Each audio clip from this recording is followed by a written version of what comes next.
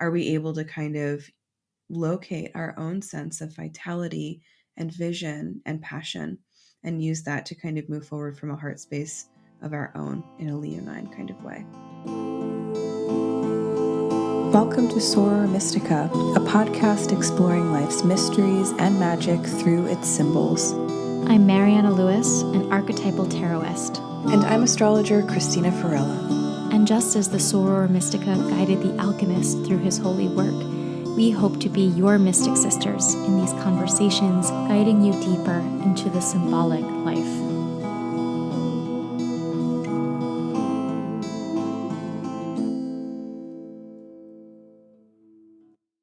Shadow work has become one of the most popular methods of self-betterment over the last decade, but what that work really is and the power it actually holds for our lives is deeply misunderstood. In my new workshop, Shadow Work and the Tarot, a guided workshop of self-reckoning with the cards, we will explore exactly how to do real and effective shadow work with the tarot. Tarot is one of the best tools we have for meaningful shadow work, and if we use it the right way, it can guide us to true recognition, integration, and transformation. Join this 3-part workshop hosted by the Jung Academy and myself starting January 2024, so do not wait. Go to jungacademy.com/tarot-and-shadow or go to the link in the show notes or on my bio in Instagram to get your ticket now. Hey everybody, welcome to episode 27 of Soror Mystica. We are in a new year. It is 2024. We took I think about a month off, right? Which was much needed. We both needed a nice, juicy, restorative time. We're still tired though, so we are still so tired. Every time we talk to each other, we're like, how tired are you? Because I'm tired. The way I feel is like that a sleep spell has been cast over my house, and every time I'm doing anything, I'm just like, I must sleep. This is what I'm compelled to do. Maybe it has. You never know. It's true. I'm right now playing Baldur's Gate with my husband because this was the Christmas present, and it's fun. And so I am constantly casting sleep spells on people. And so, and maybe you are included in that unintentionally, and myself perhaps as well. But we're ready for 2024, and we're really excited to be back with everybody. And we want to remind people that I am teaching Shadow Work and Tarot, a Shadow Work and Tarot workshop, which is starting the 17th of January, which is next week from when this is going to be released.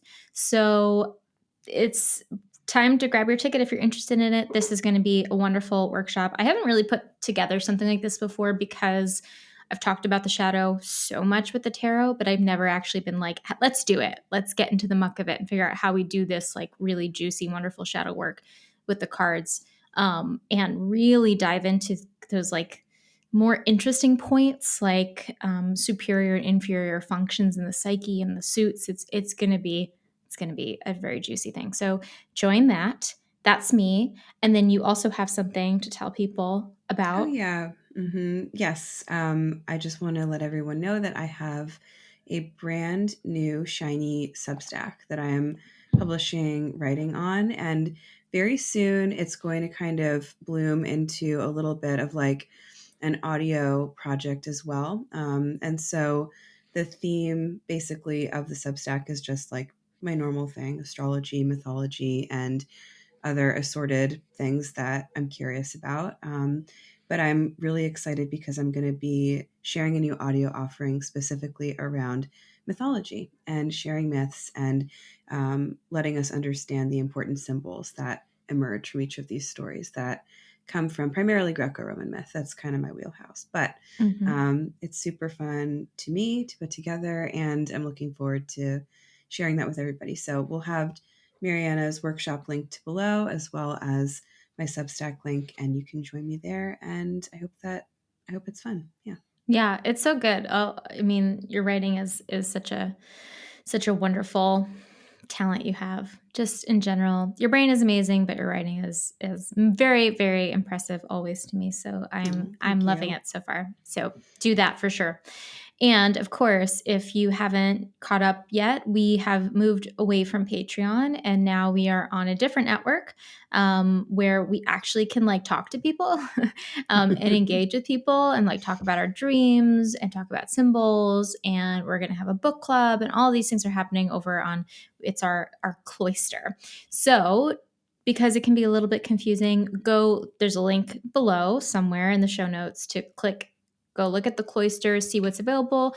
And then once you pick out whatever tier, whatever plan you're interested in, make sure you register on a computer if you can, because the app is glitchy sometimes. So it's not being friendly to everybody. So go sign up and we'll see you over there. And then maybe you can join our book club, which is our inaugural book, which is The Undiscovered Self by Carl Jung. We're going to discuss it in a few days, actually. It's going to be the 14th of January that our discussion happens. So if you're listening to us before that and you want to jump in, or you haven't read it and you want to get a sense of it before you do, or you've read it before and you want to hear people's opinions on it, or whatever you like, come join us. It's going to be a really, really good discussion. A lot of people are in the middle of it in our community, and I think it's going to be fun. Have you started reading it yet? Yeah, I have, and I have it right here on my desk. I'm being a good little Virgo. So You're very good. Yes. I'm starting to reread it again, and I forgot how how dry Jung could be. Mm-hmm. I have forgotten, and now I'm remembering, and I'm like, oh right. But it's actually an amazing book when you get past the fact that he's always trying to pretend to be a scientist, and that's a hot take because he was a scientist in many ways. He was an actual doctor, but he was not extremely scientific at most of his things, but he tried really hard to be. So it's very sweet that he tries so hard. But basically the whole point of the undiscovered self is like, what does it mean to be an individual in the mass of society? And I can't think of a more important conversation to have as we, get more, the internet becomes more and more of a beast of our experience. Social media takes over our experience. He wrote it in communist, like Cold War era, like that's really what inspired the book for him. It was really the beginning of the tensions with Russia. But it still makes so much sense now because we have a whole different way that we get lost in the mass consciousness in social media and online and stuff. It's different, but it's still the same. So it's good. It's interesting.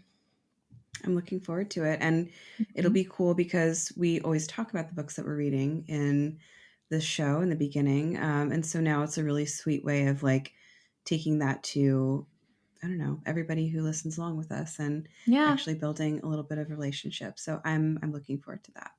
Yeah, I'm very excited about it. Okay, so I don't think we said what we're talking about today. I just realized we're talking about the lion, which is a surprising start, I would think, for a new year. But Christine and I chatted about it, and we, last year was a year that it was a 7-year because 2 plus 2 plus 0 plus 2 plus 3, 2023 is 7. And so this year is an 8-year. And neither of us are very big numerological experts. We both dabble in it, here and there. But I like the idea of kind of entering with, especially in the tarot world, everyone's saying, oh, it's a strength year. It's because it's an 8-year. And so I thought it might be really good to start with the lion and what does that symbol have for us and where can we explore it? And I will say upfront that yes, I know not all people agree that 8 in the tarot is strength. Some people say justice. And oh well, I like strength where it is. We're tackling it from the Rider-Waite perspective, right? I think that choice by A.E. Waite was spot on. I totally agree with it, and not because of the astrological side of it, although that makes a lot of sense too, but because just how it works and like the development of the psyche, and I just think it makes so much more sense there. So anyway, we're going to talk about the lion today. Do you have your symbols book? I do. I was looking at mine and they don't have a lion entry, which was absolutely astonishing. Very, very strange. They have a great cats entry, which is not enough because they have different things like lions and tigers lions are are special. different.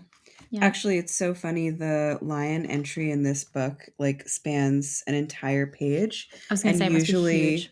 usually it's like a little paragraph. There are several, like I think serpent is a really long one, and like moon as well. Mm-hmm. But yeah, so lion is here, and so yeah, I think that the idea of starting out our new year with the lion as a kind of like, you know, emblem of strength, as we'll Yeah. discuss from the terological perspective, but also just as a kind of imaginative symbol unto itself.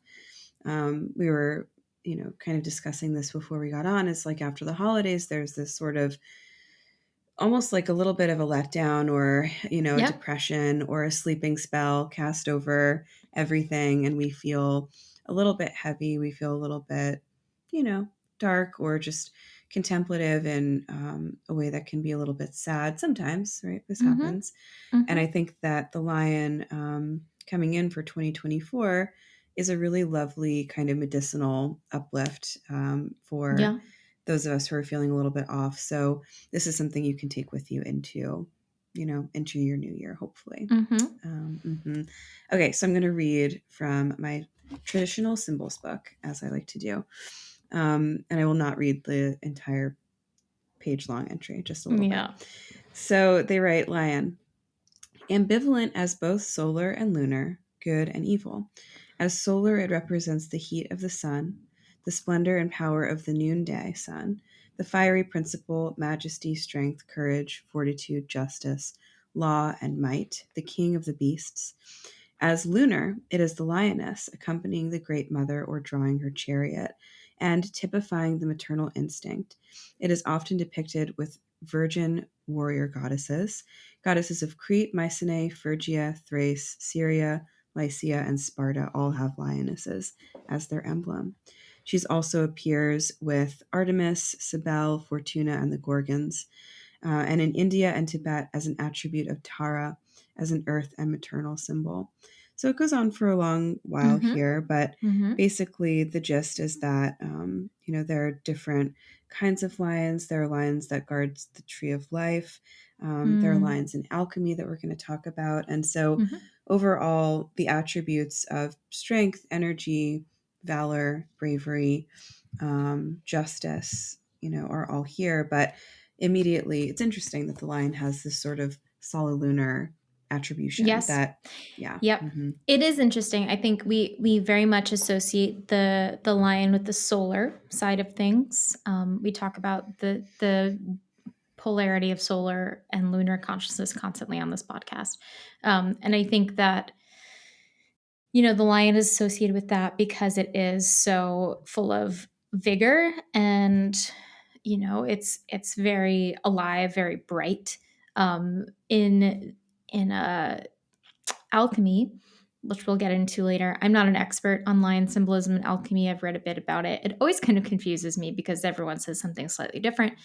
But there is a very, very common image of a green lion eating the sun. So he's consuming the solar element. Um, but it is also, as the book said, it's so connected with the image of the goddess at the same time. So many of these ancient goddesses had a lion. I've always kind of wondered if that is because it does have that lunar element too, or if it's because, we can think of every archetype as having in some way this, yin yang thing within itself. So it is, these goddesses are more, lunar centric goddesses, but they have the solar element and the lion at their feet. You know what I mean? They still embrace the other side of things. So Hmm. that's always kind of what I've wondered about that connection of that symbol, but it is so tied to the goddess, ancient Yeah, goddess. I mean, what always like I laugh about and I kind of have a hard time making sense of is that the lion is a golden kind of masculine solar symbol, but lions are cats, which are nocturnal and lunar. And so it's interesting that we make this differentiation between the lion and the lioness as solar and Yep. lunar, like in that little rendition. And I can't really think of other animals that we do that with in Yeah, terms we of, really do with lions. yeah, it's Yeah. interesting. I think Hmm. they look different very much. And I think that kind of has a big influence that we see the mane of the male lion like a crown. Of course, we Hmm. know that like the lion is also associated with Jesus. And this This is very traditional Christian symbolism. It's always like a lion with a mane. So you kind of see Mm-hmm. this like kinged Jesus figure. Um, I think of the myth of Thecla sometimes with the lioness. Do you know the legend of Thecla? No, tell I me. probably told you it at some point. I freaking love this story. It's one of my favorite stories like ever.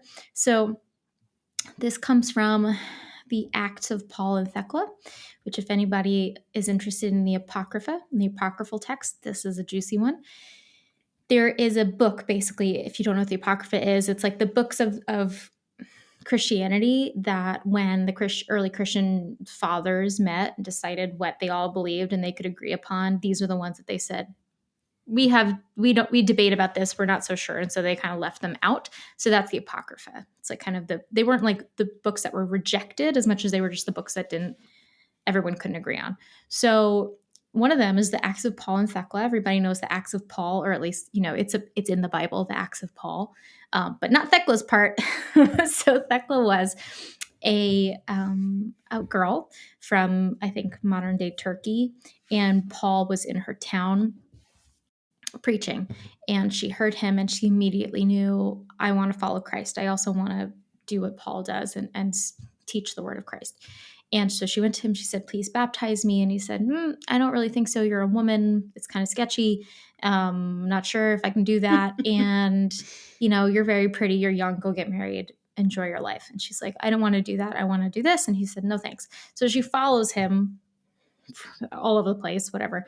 And they end up in this city, and somehow she interacts with this man who maybe he knows her, something like that. I'm not sure, but he basically says, "Oh, I want you. I want you to be my bride, and I want to have you." And she says, "No, I'm for Christ. I am not, engaging with men." And so he rapes her. And so she is like fights back, and she's arrested and she's sentenced to death because she fought this man, and like I don't know if she hurt him or something. Anyway, so she's in the arena because they're gonna have her mauled to death by animals because it's the year 100 or whatever. And so she's in the arena, and they release first the lionesses is the first thing that they release, and the lionesses approach Thecla and bow at her feet and lick her feet. Hmm. And no one can understand what's going on. And so they can't get the animals to attack her. So they say, okay, we'll try again tomorrow. The next day, I think they release the bears. And they release the bears, and the bears are coming to attack her, but the lionesses are still around, and they defend her and they fight off the bears. And then the third day, same thing. I think they release seals, and the seals come for her. And then the women of the arena watching this start throwing flower petals Hmm. into the arena. And so all the animals are lulled into a state of gentleness. And the lionesses just like kind of crowd around Thecla and just like protect her.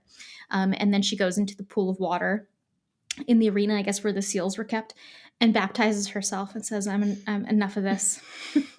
I'm done. I'm done waiting for men to give me approval. And that is the story of Thecla. And it's quite amazing. And I think about the lioness in that story because they defend her. And this is also the story I most associate with the strength card in the tarot. And Mm-hmm. I tell it all the Mm-hmm. time whenever I'm talking about the deeper significance of that card. Because we have the lion, but we have the lion. It is a masculine lion usually in the image of the card, but it's also a lion who is gentled, right? Who is in a state of being. I don't see it as tamed. It's not like its wildness has been taken away as much as it's been softened. And so there is that, and there's like the image of the flowers coming in the story too, that like calls back the image of the strength figure woman with the garland of roses, the Hmm. flowers that she wears. And so there's a lot of like this imagery that overlaps with that card. And I don't know, so that's a very special kind of little story that I love so much from the texts that we do not get to read, which are in many ways very much better. That's very cool. I think Yeah. that's so lovely. And like, you know, what that kind of conjures for me is the idea of obviously faith and trust Yep. in something higher, which I think the strength card speaks to, right? Isn't Yep. the Totally. message of the strength card is like we can put our hand in the lion's mouth and we know that we're in a kind of reciprocal relationship with the divine or something higher. Mm-hmm. And so we know that it won't harm us. Mm-hmm. Yeah. And that is a kind of bravery, which I think the lion definitely brings to mind. Like you have to have courage in order for us to feel like, we can make a choice like that to put ourselves in potential harm's way. Mm-hmm. And so, yeah, courage is also another feature of the lion. But I think it's not just bravery. Like when I think about courage or I think about, braveness, I think about just like the warrior Yeah. mentality, which is sometimes a Like the little bit Hercules. reckless. Yeah. So actually, that's a really cool caveat. We Yeah. just, yeah. Yeah. So thinking about, the warrior and what bravery or the lion's courage can do. Um, the myth of Hercules is extremely long and it's always a little bit different depending on what source you're using, but the basic gist of it is that Hercules, who has many lives throughout myth, he's one of the Argonauts when Jason and the Argonauts go looking for the Golden Fleece. He's like conquering cities and doing these other. He has a lot of. He's just like a very alive figure He's in. everywhere. Mm-hmm, yeah, and Kevin he's one of Sorbo. our Also, he's in Kevin Sorbo. Kevin Sorbo. Wow. Yeah. Did you watch Hercules as a kid? No, no. Oh my God. What? Brokenhearted. No. I love Hercules. Stefan and we This tried to watch it again, like from the beginning, and it was absolutely crazy because it's too silly, but Xena and Hercules Yeah, every no, I did Sunday. not. Every Sunday. I'm a bad person and I didn't watch these shows. I don't know what I was Shame. doing. Shame. I was obsessed with it. Anyway, yeah, It that's a seems like I would different. have, but yeah, not my jam. You wouldn't have Um, liked it, I don't think. It's not very it doesn't honor mythology very well. but I wouldn't have known that when I was a No, kid. I you would have been wouldn't like, have known this that is at like cool. 9. Yeah. No. I honestly But just wasn't like super allowed to watch a lot of TV, but yeah, that's that's part of probably the people are probably watching other things on Sundays if you're watching TV than my like brothers are Hercules. watching cartoons. Yeah. Yeah. Hmm. Well, I was watching whatever my mom was watching, so she was watching Hercules. That's great, of course. Because she's a Leo. She's um, Leo. so But yes, anyway, Hercules and his yeah. many lives. Yeah. So, Hercules is a really interesting mythic figure. He's actually, scholars think that he is one of our most old or original instances of a shamanic mythic figure that kind of comes Hmm. from pre-Greek and Roman sources Oh, so cool. because of his underworld initiations. Yeah. So he's one of the earliest stories, like the hunter myth is basically one Right. of the oldest stories, and Right. Hercules is that. Anyway, Hercules' story is tragic in a good chunk of it, where he commits a horrible crime of being driven mad by, Juno, or Heracles. Mm-hmm. And he either kills his own children or he kills his brother's children in a fit of madness. And when he realizes what he's done, he begs the gods to let him repent. And they sent him off to the house of his great enemy. I forget this old man's name, who assigns him Mm-hmm. 12 tasks, 12 labors that are like basically impossible to achieve. And so Right. it's a lot of like killing these mythic beasts or, cleaning out the stables of the gods, or there's just like lots of different pieces of this story that Mm-hmm. are really intense. But one of his tasks is to kill the Nemean lion, which is a giant lion that nobody can kill and is basically, impervious to capture or anything like that. He manages to break the lion's back and he kills the Oof. lion and he skins it and he then wears the Yeah, he wears skin it of the as a lion. Yeah. right. Yeah, so anytime we see like mythic depictions, like if you're at a museum and you see a statue of a guy who's got like a lion's cape over his shoulders, Mm-hmm. that's always Hercules. Mm-hmm. And that was one of his magical items that he always kept with him, along with his club. That the lion's skin was really, really special because it prevented any like sword or arrow from piercing him and harming him. Mm-hmm. So it was this amulet of protection. And I think that that's another beautiful thing about the lion is that, you know, as animals, they're, probably territorial, they're protective of their families, they're defensive of their boundaries. They're really good protectors, I think, of things. And so that's another Yeah. element of this creature that maybe we can grab onto. Yeah. What does it mean to be protecting ourselves in 2024? What are we protecting? What are we guarding? What are we prizing? Yeah. Yeah, I think especially with kind of comparing those two stories of Hercules and Thecla, they both encounter a lion. Hercules has to overcome it with just sheer force, just Hmm. complete might. He has to find within himself that courage that we were talking about to face the impossible, face what is ravenous and ferocious, and then just kind of match it with his own brute force, his own ferocious nature.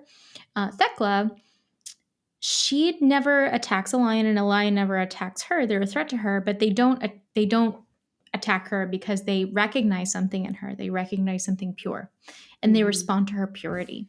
And so it's a very different way of kind of conquering the lion that is, here not representing animal force, but it is sort of that, like, almost, it does kind of feel like that threshold guardian sort of vibe of, like, are you worthy?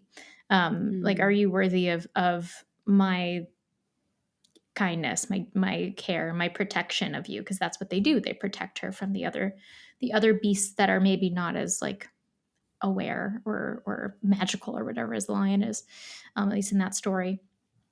And I think that that's very interesting, that there's another way. There's Hercules' way, which works. And then there's her way, which is to also hold to her complete sense of courage and faith rather than courage and force.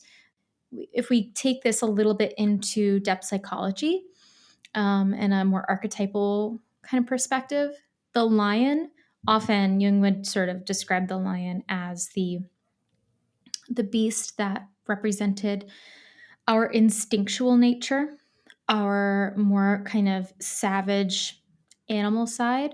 So we repress that side a lot, right? We repress the side of ourselves that reacts with rage, and the side of ourselves that desires things that are not society won't accept easily, that is more base, and we reject it all the time because that's how society works. We have to, especially, like, in Jung's time of, like, late 19th century Europe, where he was born. Like, you repress everything. Everything's repressed. All your sexual Hmm. desires, all your hobbies, all your that are not, like, deemed to be appropriate or whatever. Everything is repressed.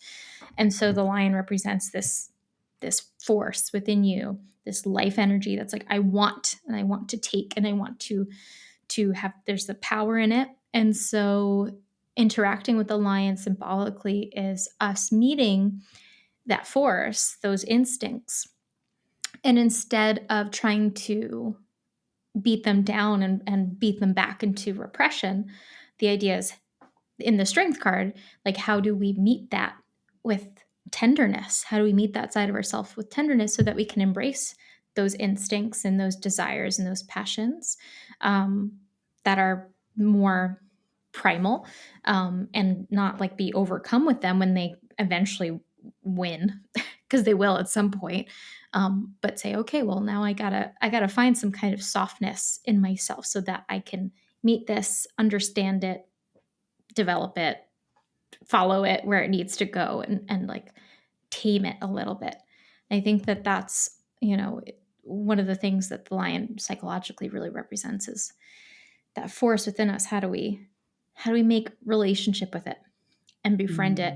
Hmm. And in the Hercules story, he destroys it, but he doesn't destroy it entirely because he wears it. Like, Hmm. I think that the image or the symbol of him wearing the skin is not like, oh, I have mastered this thing, as much as it is like, I continue to keep it with me in some way, and I continue to wear this, like, this recognition of my own force, like, as a Yeah. protection. I feel like it's a really good symbol for, like, people who are working with, like, addiction, for example, of, like, Hmm. wrestling with that instinct to, I need, I want, like, it is very primal. And then to kind of wrestle with that and say, now I wear this recognition of my own courage and my own fortitude as a protection for future instances where I have to wrestle with this again, I remember that I already have been able to win this in the past, and I wear that as a reminder to regain that force when I need it. I love that. Yeah. Yeah. It reminds me so much of like, you know, um, the true complexity of a lot of these stories. Like when I was first encountering mythology, I kind of had Hercules in my head as, a warrior who goes down to the underworld and tries to like fight his way back up. And, in my reverence for the underworld, I was always very skeptical of Hercules. But the more I read that myth and the more I think about it, the more it's like very complex and very tragic. And the way Yeah. that he does like seem to honor, and he doesn't enjoy doing these tasks that he Mm-mm. is assigned to do. And he's full of fear and he's very brave, but also, not sure it's going to work out. And there's a lot of beautiful kind of like tenacity, I think that that Mm-hmm. figure has to show. And the fact that he is represented in art with that lion cape, I think, is a beautiful echo of what actually gets him through the the 12 labors that he has to do. That sort of Mm-hmm. vision of accomplishing something very, very arduous. Mm-hmm. Um, and so when I think about lions, obviously as an astrologer, I think about Leo, Mm-hmm. the sign. And so, the eighth tarot card corresponds to strength, which has a lion in it in the Rider Waite version. The eighth sign is Scorpio. So they're connected because they're both fixed signs, but we don't have an eight correlation with a lion in astrology, but we do have the fifth sign, which is Leo. And, Leo is a fixed fire sign ruled by the sun. And the kind of association of the solar is extremely important here for Leo. And when I think about Leo, I think about self expression, and specifically the expression of your own creative vision Mm-hmm. over everything else. And that's not to say that Leo isn't interested in their friends or their family. Like Leos are extremely loyal, giving people, very generous always. Leo are like the people that just like give you literally the clothes that they're wearing because they're just like, you like this? You can have it. It's just a thing that I've observed many times and it's very, very sweet. But Leo has a reputation for being, someone who either seeks the spotlight or is the spotlight themselves. And it's because of this connection that they have with the luminary of selfhood, vitality, and being perceived, which is the Yeah. sun. Yeah. And so I think that they're, lions in that solar orientation are able to shine a light on that which we actually desire, and helps Yeah. us really focus on and single mindedly chase that. But with that said, the lion in an astrological sense is also about heart. And so we kind of come back to courage. In medical astrology, Leo rules the solar plexus and the heart. And so there's this sort of idea of like a kingly or solar creature, but it's moving from its heart space. It's moving from a sense of Yeah. passion. Yeah. And I think that that is also a kind of promising symbol to take with us into a new year when the world feels very scary. The world is very scary and very dark. And so, are we able to kind of locate our own sense of vitality and vision and passion and use that to kind of move forward from a heart space of our own in a leonine kind of way? I love that. I think that the idea of the passion that we find through the heart, I think that this is something that we associate with strength often. One of the things I like about the strength card and the reason I like it in that position is because it comes after the chariot. And the chariot says, I figure out who I am and what I'm after in my life in a very extroverted way, a very like outward focused way. It's not all about the inner journey. We get there with the hermit, we start turning inward. But with the chariot, we're very extrovertedly oriented. And strength coming after that makes so much sense to me because it's like the more we allow ourselves to want and to know who we are, the more our passion for life and that sense of vitality will grow, and the more it can get overwhelming sometimes. And it can feel Mm, like, the strength is one of those moments in the tarot where For example, I have a lot of clients who are starting businesses or are starting new projects, etc. They pull the chariot every time. They're like, okay, it's starting, it's going, here I am, I'm ready. And then the more that they move forward, the more they encounter obstacles, right? They have things that they bump up against as it's part of the journey. And the more they want, and the more that they have panic, fear, anger, frustration, overwhelming excitement when something goes right, the more that this more instinctual primal experience of wanting kind of gets accentuated. And it's always like, this is the time to find yourself inside of that, to say, I know, remember what the chariot was after, that is still what you're after. And the task here is to mediate yourself, is to find that tenderness with yourself, so that it's not bouncing back all the time between, oh my God, I'm, this is all I ever wanted in my life. And if it doesn't happen exactly this way, I'm going to like collapse, or, however that those kinds of passions take us. I think it's really about that, meeting that, being willing to meet that and look at it. And something I want to get to, talking about the alchemical lion, because I think that it's interesting. In alchemy, alchemy is full of symbols that repeat themselves. You'll find the like red queen, or sorry, the red king and the white queen often in alchemy, and you'll also find the red lion and the white lion. Like you see these things repeat in different iterations, and the two that are most popular in alchemy, the lions. There's two lions. There's a red lion and the green lion. Sometimes there's a white lion. Sometimes I'm sure there's other lions. Whatever. But the red lion is interesting. It appears on the Two of Cups.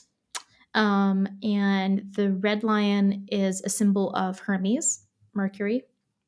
Lions in general are a symbol of Mercury in alchemy.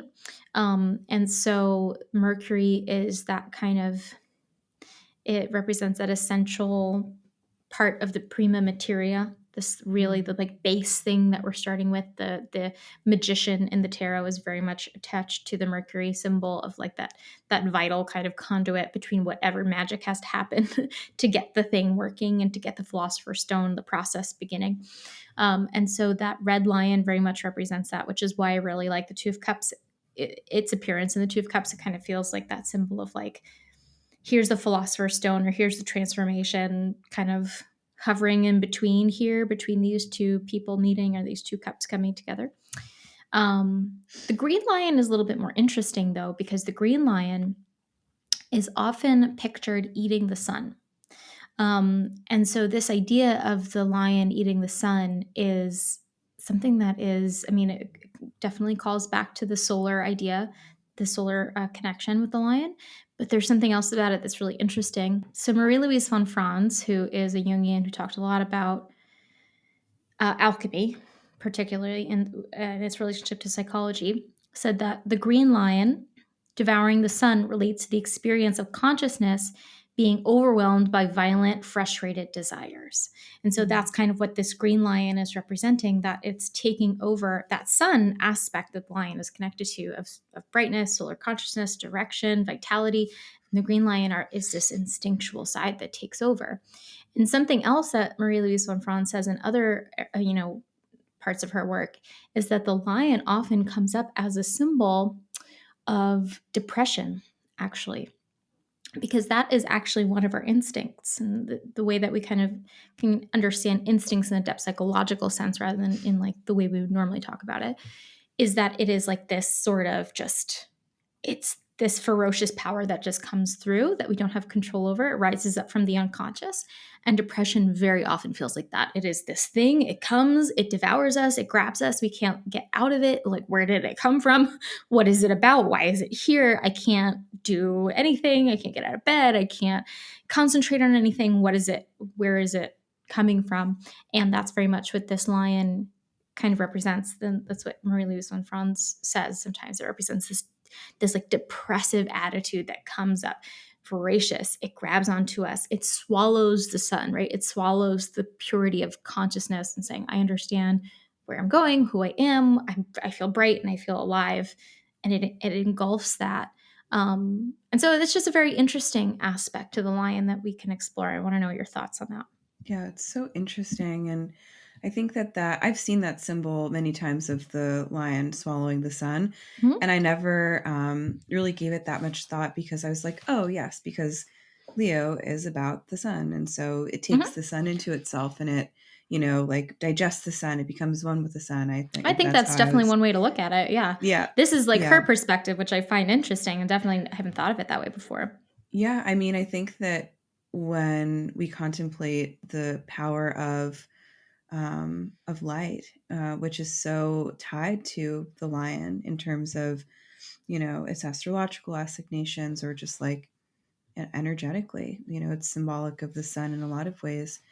When we lose that light, we do fall into a kind of funk or depression. Like so many of us have seasonal affective disorder in the winter Hmm. because we don't get enough vitamin D, and Hmm. that throws us off and makes us feel like everything is terrible. Yeah, it's Right? part of the Yeah. primal experience, and primal Hmm. being a word, that is sort of ambiguous, but it's like it's just part of physical human nature just Yeah. to go into these states sometimes, and sometimes it doesn't have a clear reason. It's important in entering a new year.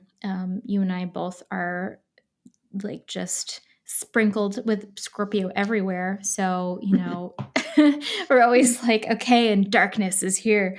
But I think entering 2024, entering any new year, just like entering a new solar return, a lot of us, instead of feeling like, woohoo, here we go, new journey to embark upon, we feel engulfed by the overwhelming thing of like, how do I live in this Mhm. new arrangement? Who do I become now? The fear that life is moving faster than you're able to be present in. And all of that is part of it. And I think that the lion is actually a really good symbol for that feeling. Sometimes it's devouring the sun, it's devouring the brightness that we feel like we should be attached to, and instead we kind of feel swallowed up by it. Yeah, I think it's a really beautiful way of reminding us that everything is, thought to contain its opposite in equal Yes. measure. And Yep. so it's it's interesting when we pursue too much, solar activity, we can get burned or singed. If we fly too close to the sun, our wings can melt, we can fall into the sea, and if we don't, keep in mind the balance that's necessary to just be steady, we can burn ourselves out or we can fall Hmm. into that sort of, yes, nocturnal depression state where we lose the sun. And so I think that knowing that the sun will basically always return, even if we feel like it's lost, it's a little bit corny, but I feel like that's something that the sun lets us fall back on, is that it's pretty reliable, and it Yeah. wants to shine and it wants us to see clearly. And I think that circles back to the strength card too. It's this Hmm. trust that Yes. even if things are super bleak, we're always being asked to kind of surrender to a sense of trust in something Hmm. solar coming our way, Yeah. because Faith. it does. Hmm. I think that that's what's so one of the things that's so great about the Thecla story is that she tries so hard to convince Paul to baptize her, and he keeps refusing. And then it is in the moment where she's about to die that she gets the opportunity to do it herself, Mm. because she realizes it will never happen if she doesn't take that opportunity. And it's kind of, a reminder that remember the courage that you've been cultivating all along. Whenever I see strength, especially when it comes up inverted, I'm always like, you've already done this. You've already learned that you have this. Like you've fought these demons before. You've struggled before. You have all of the fortitude within yourself to do it again if necessary. It is not advantageous for us to see the lion on the horizon and panic that it's going to destroy us. One of the things that Marie Louise von Franz talks about in, I think, one of her books on fairy tales. She talks a story about there's a story about a lion and a little boy.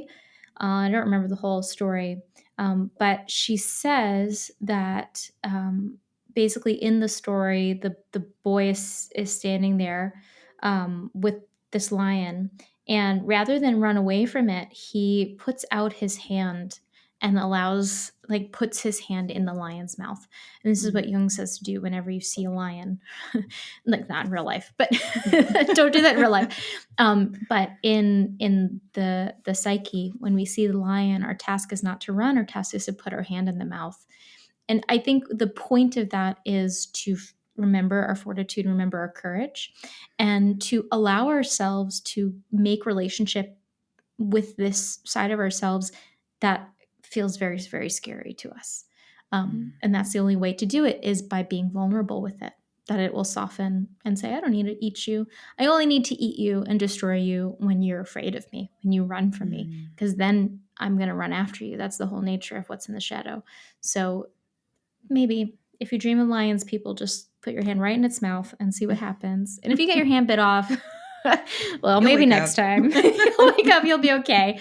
And actually, that might be a good like little introduction for our dream that we're about to talk about. Do you have any closing thoughts on the lion before we jump into it? Well, we didn't say hi to Aslan, so I I just know. want to I just say thought of that Aslan's too. our I was like, favorite lion. my husband would be so mad if I didn't mention Aslan. And we had a whole episode on the lion. He loves Aslan. Aslan is the lion of the Lion Witch in the Wardrobe. And I think that in The Magician's Nephew, which is the first book of that series, which I really liked when I was a kid, like I think that was my favorite one. I'm pretty sure that there's like an apocalypse at the end, and Aslan then sings the world back into existence. And I'm pretty Beautiful. sure, I'm pretty sure. And I should find the passage just to confirm. But that to me always, like, that's one of my Leo images that I always come back to. I'm Sings like, the we world back can. into existence. I freaking love it. Cool. Okay, so I think we've covered the lion well, and we've explored some of its mysteries. And we're gonna do a dream now. Okay. If you're enjoying this podcast, we encourage you to leave a review or learn more about how you can support us on Mighty Networks, where you can get access to some exciting exclusive offerings. Or you can connect with us by sharing a symbolic experience, whether from a dream or synchronicity, for us to explore on the show. Thank you to today's sharer, and please tell us your symbolic experience or connect with us on our website, sorormysticapodcast.com. Are you a small business looking to reach a targeted audience of people interested in all things esoteric? If this sounds like you, Soror Mystica would love to invite you to become an ad partner. We offer a highly tailored audience of mindful, curious, depth-seeking listeners, and we would be delighted to showcase your business and offerings to new hearts and new minds. Simply fill out an advertiser application form at our website, linked in the show notes below, or navigate to sorormysticapodcast.com/advertise with us. Jungian Online presents Jung Academy, a personal growth learning platform for you. Join expert faculty, analysts, authors, and artists for live and video classes and events in the continuing tradition of Jungian psychology. Join us live or watch later. Our courses are accessible and presented in a way that everyone can follow and enjoy. Come together in search of meaning. Come explore jungarcademy.com. And as a recent addition to the faculty, I can't encourage you highly enough to go check out jungarcademy.com. Well, before we jump into it, I almost forgot that if you want to share a dream with us, you definitely should. We love getting people's dreams, and it doesn't have to be a dream either. It can be like a synchronicity that's happened to you, or just a symbol that's been following you around. And you can go to our website, sorormysticapodcast.com, and there's a button right there where you can share a dream We have with a us. dream form. Yeah, we love them. And so now that we're in 2024, we are opening that up again for people to send us new ones. So if you want to do that, please do. Okay, so now talking about shattered legs and nights. Okay, so our dream comes to us today from somebody who dreams of a knight. So they write, I keep dreaming of being injured below the knees. One very vivid dream is where I have lost both legs at the knees, and I see a fractured kaleidoscopic image of both my injured self and my whole self as a knight. I then transform into that knight. I also keep pulling knight cards, especially the Knight of Cups. Apart from words beginning with K, I'm not sure what this is about. It's very cute. Very. So interesting, because there's a couple symbols that happen in this dream that feel very like they're not attached to each other, and somehow they are very attached to each other. We have the Mm-hmm. symbol of dismemberment, and we have the symbol of the knight.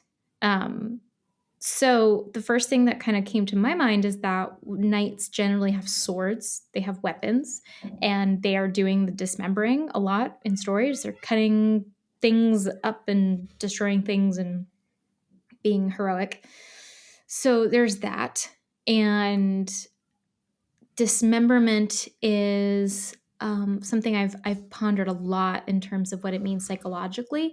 Edward Edinger has like a very beautiful like section of his, I think it's Ego and Archetype book, where he like talks about the image of dismemberment, and it's so interesting. Basically, it's like, I talk about this with the death card sometimes. We cut off pieces of the psyche. We like kind of do this work of like differentiation when we're going through the process of dismembering. We're breaking ourselves off so that we can get closer to the central thing.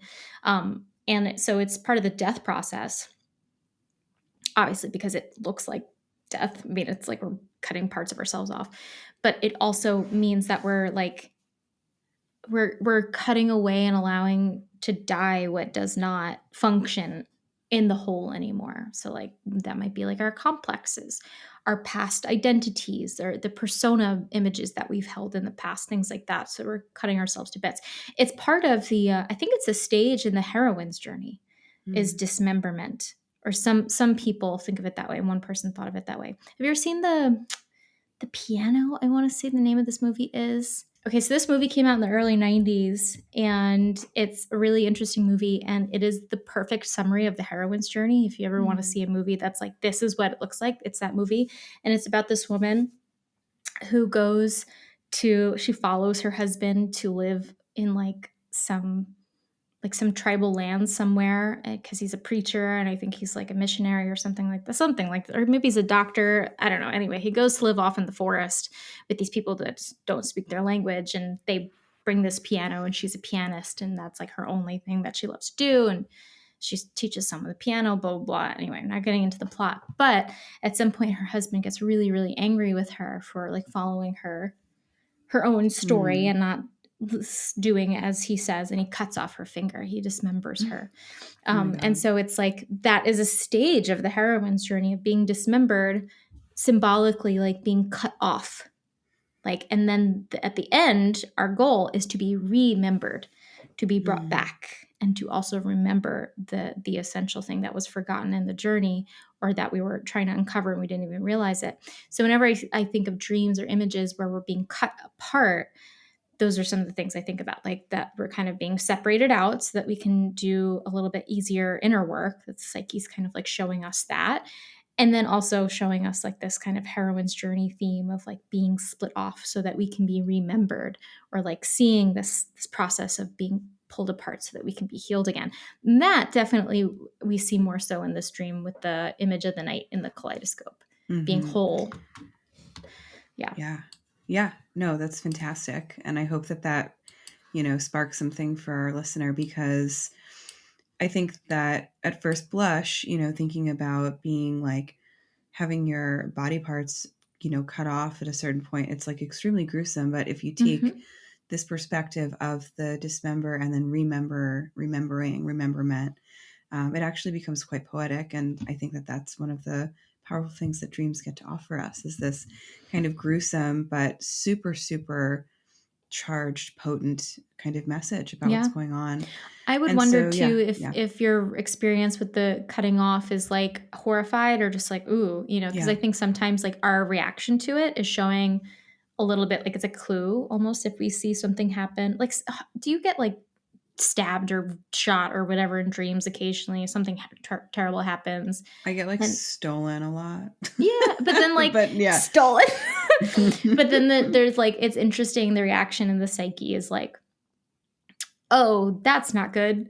or it's like, oh my God, I'm dead. And it's like, Yeah. depending on our Sometimes you're like, reaction. oh, oops, like why? Yes, Yeah, it's totally. kind of like a clue of like, well, this is very symbolic versus like, oh, this is like scary stuff to be Mm-hmm. alarmed by. So I would be Mm-hmm. curious just to notice that if it seems very like, oh, I'm cut off here. That might be something to think about, like a little bit more analytically. There's something being cut Yeah. off.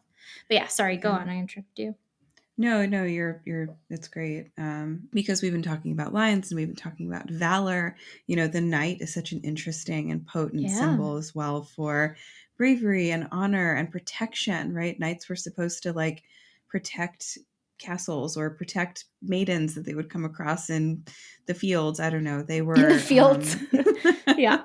they were gallant and supposed to be for something. And so they have that solar vision that a lion might have. And they're another symbol of the protective element of the psyche. But from a tarot perspective, I always see, and I've learned this from you, I see the knights as this kind of intermediary between the like foundling stage of the pages to the more kind of sovereign stages of the king or the queen. And Hmm. they have this sort of intermediary energy about them, depending on their suit. Obviously, they have different Yep. purviews and different projects that they're working on. But Hmm. I see them as defensive. I see them as, again, another sort of like guardian or boundary enforcer, and people who are curious too and exploratory. Hmm. So I don't know what that might offer for this dream, but those are some night things that come to mind for me. Yeah. Yeah. Awesome. I love all that. I think the night is also about momentum. Yeah. Very centrally, it's about like the movement of the psyche forward. With the page, we say, what skills do I possess? What do I want to develop in myself? Where does this want to go? And then when we get to the queens and kings, we say, okay, how do I have mastery over the side of myself, depending on whether I'm in more the queen stage of relationship or the king stage of self sovereignty. Mm-hmm. And then with the knights in between, we're like, all right, we're like, how do we get here? How do we move this forward? What is the task at hand for that? The Knight of Cups um, is the same thing. He's moving that forward. We associate him a lot with like the knight in shining armor archetype. So Mm-hmm. that certainly can be a layer of that there. But he's also the cups is associated with the feeling side. So it's very much like how do we develop our ability to relate, to create strong values within ourselves, to appreciate and love the things that we're making and after and seeking in the world. How do we what I think is really special about the Knight of Cups is that, especially like in the image and the Rider Waite, he's like holding it out in front of him. So it's almost like there's this vulnerability with the cup of saying, I'm moving forward in the world and I'm putting the cup ahead of me. Like it's like I'm Mm-hmm. following it forward. And so that's why the Knight of Cups can be so hypersensitive and so easily wounded. And seem so narcissistic because it's like if that cup is rejected by anybody, his whole identity of like what he's doing in this world is crumbles instantly, and he doesn't have a lot of He's a a lot water of. sign. He's a water sign. He doesn't got a lot of that strength behind him just yet. But so that's interesting that the knights are coming up because momentum. So the interesting thing for me, like the marriage of those symbols, is that you're unable to walk with your legs being cut off. Mm-hmm. That's the thing. Like you can't move forward, like literally. Any other part of the body could be cut off. You could probably get some forward progress, but your legs, no. The knight is all about forward movement and momentum forward. And so that is his whole thing. So I would definitely spend some time in the tension of those two opposites of like, I can't move forward on one hand, and on the other hand, like the knight is the image of like total movement in whatever direction I'm being called to go. I also think it's worth taking a second to think about the kaleidoscope because I that's so know. interesting too. Mm-hmm. Yeah. I think that that's another K word. That's actually funny. But I was thinking about the kaleidoscope, and then I have like, I want to return to the knee Yeah. image, but Mm-hmm. let's think about kaleidoscope first. Like, you know, I think it's such an interesting rendering of what this person is seeing. They're seeing something in simultaneity, but it's still fractured and kind of made into a little puzzle or a rearranged version of itself. And that's what's happening with this, dismemberment or the kind of removing of a body part. It's a kind of rearranging of energy. And then, they're still transforming into the night, which, as you're saying, is about momentum. So there's like this crazy, it's almost like the psyche is showing like everything simultaneously about what the experience is showing right now. It's like we're here, but we're not. We're together, but we're also dismembered, etc. Yeah, I was just reading. I've been reading Meeting the Shadow, which is a collection of essays or snippets from books on the shadow. And I was reading something from Ken Wilber. I don't know which book it's from, but Ken Wilber is like a kind of pop psychologist sort of dude from like the early 2000s. And he was just writing about how to really understand an experience we're having, we have to consciously reach for its opposite. And then through that work, we have the synthesis of the two things, and then the middle way comes through, which is what Jung always talked about, of like, hold the tension of the opposites, and the middle way comes through. I think that with the kaleidoscope image, it's like mixing up the images, right? It's like you turn it this way, you turn it that way, and it's like which side am I on? So very much this dream is a tension of the opposite dream that shows that you're in between states. You're in between this place of, I would wonder if in your life right now you feel kind of cut off at the knees, like there's not a lot of momentum in life, it feels kind of stagnant. And then at the same time, you're holding the image of the knight who can move forward. So I'm ready to go live. He's like the antidote or something, to that. Yep. And hold the tension between them. It might even be interesting to do a little bit of like journaling or something about like just like seeing both of these images at the same time and just describing them and just seeing yourself in between them and what maybe can kind of come through that. That might be an interesting activity. But if you hold the tension of the opposites, the middle way comes through, and the kaleidoscope feels like the symbol of that. Like it's shifting, the images are shifting, but we want them to blend. That's what we want. Yeah. And I love that so much. And so one last idea I think that I can offer around this is that in astrology, the knees are associated with Capricorn and Saturn.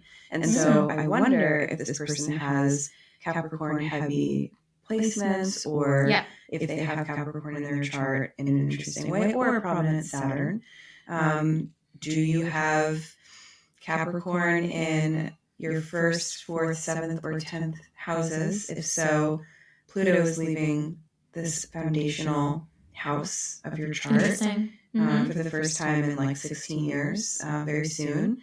And I wonder if there's some kind of astrological shift that's also kind of coming through here. I just, anytime I think about the knees and injuries to the knees, I think about an injury to one's own Saturn consciousness, which is, a very intense We're thing. still in Capricorn too, right? Yeah. We're still in Capricorn season. Yeah. So I think still at the time that this podcast will come out, we're still in it. We will be, for sure. Yeah. So maybe there's a transit happening currently in this moment under this sign that's there. That's something to be. I always love when I have weird dreams and I text you and you're like, this is happening right now.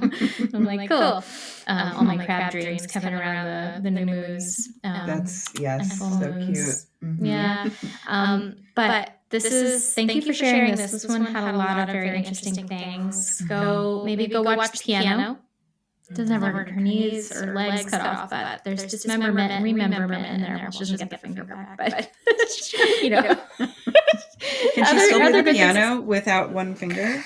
Well, I'm not spoiling it. So. Okay, cool. It's a good movie. I think they won an Oscar or something. It was like very good. It's actually it's just one of those that I just haven't seen. Well, someone like assigned it to me because I was talking to someone about the Hercules journey, and they're like, watch this. And it's like, okay. Cool. Yeah, I didn't just figure that out myself. Not that smart. You are that smart. Anyway, thank you for submitting this really powerful dream. I hope that our words have been helpful and that something becomes remembered soon. Yeah, I hope so. And everybody, make sure to check out Christina's Substack. which is going to be so good. And get on the list for the shadow workshop if that's your jam.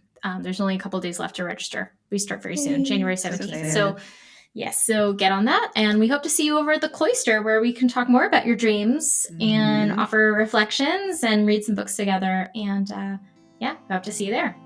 Awesome. Thank you, everyone.